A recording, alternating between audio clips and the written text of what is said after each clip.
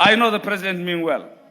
We were only emotional, and we were begging for his empathy. That is all. Honorable Saney, Ibrahim. Thank you, Mr. Speaker. Mr. Speaker, the presidential state address, if you look at the tone of that speech, trying to move us from a third world disparate state to a first-class world is welcome. And that is manifest in his speech throughout the address. He means well. And that is anchored on hope. He's trying to give Kenyans hope that things cannot be the same. We have to think outside the box. There should be novel ways of governing this nation. Stewardship. Things must change. It is not for the ordinary to speak in that manner. The president seems disturbed and wants to change this country for the better, inculcating hope not only for his remaining second term, but for terms to follow. He means well that any leader should strive to take this country forward, not for the present generation, but for posterity, Mr. Speaker. That hope is what is expected of any leader. Every leader. A leader is required to give hope, not to give despair, not to lament to the people he leads.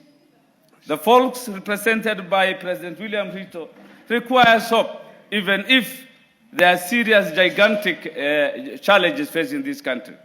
So I entirely accept with that part of the speech, where he wants us to change the mind, be positive, and focus on the future for the well-being of Kenyans generally. The president gave a very moving background where he found the state in 2022. High inflation, lack of affordability of common household goods, Mr. Speaker, the bad economy, nearly defaulting debt, sovereign debts, the Kenya shilling going down and, against the dollar, disadvantaging exporters of this country, subsidies that were affecting our economy from growth, that were badly placed and were not well thought in some sectors, especially foodstuff, subsidies on foodstuff. And then he moved to production that he felt was better than subsidizing on consumption. He talked of the GDP then that was badly doing well, and the ratings by international institutions. Kenya was on the brink of the precipice then. That moving background and how it was transformed, at least in as much as we make noise, in as much as we have some discomfort.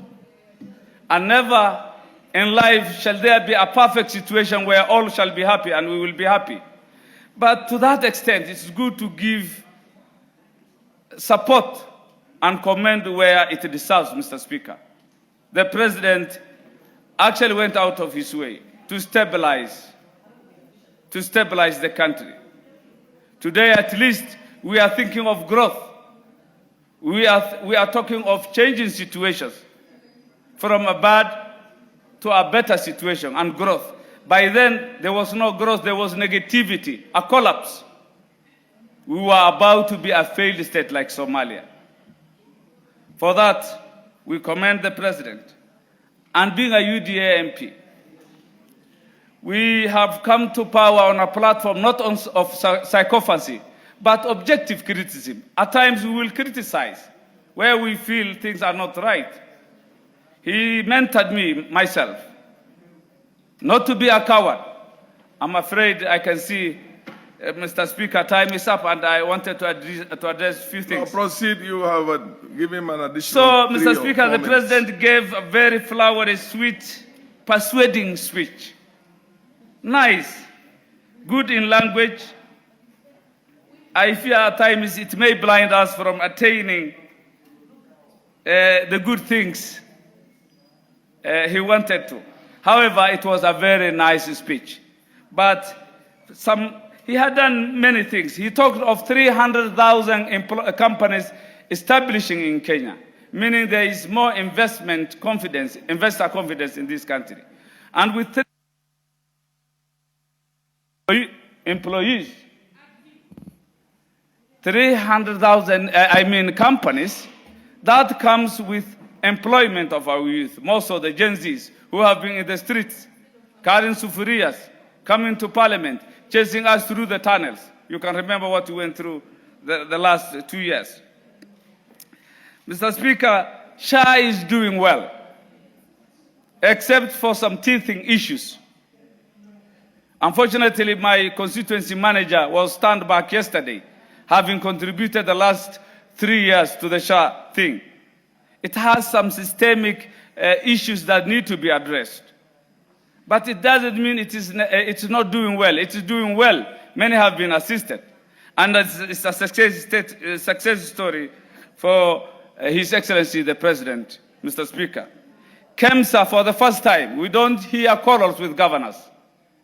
KEMSA is perfectly performing its duties, making sure that there are no expired drugs.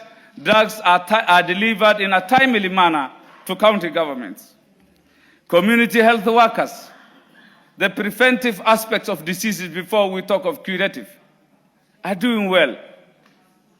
They are present all over the country, trying to look at the status of Kenyans before they seek medical care. That in itself will reduce the burden of cost of healthcare in this country, Mr. Speaker. Mr. Speaker, I am a pastoralist. Before I go to pastoralism, on the education sector, the President acknowledged the creation of classrooms with the help of NGCDF. The concern is NGCDF did a great work in making sure that there are infrastructure, more so classrooms in the rural part of this country, in northern Kenya. With the coming to end of NGCDF, if we don't think and move with speed, by 30th June, the court has ruled that NGCDF shall stop. What will befall northern Kenya after that?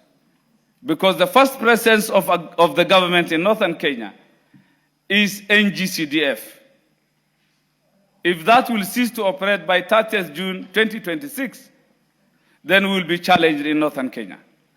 So it is good the President appreciated the importance of NGCDF. But are we really looking forward on how the status will be like from 30th June 2026, Mr. Speaker?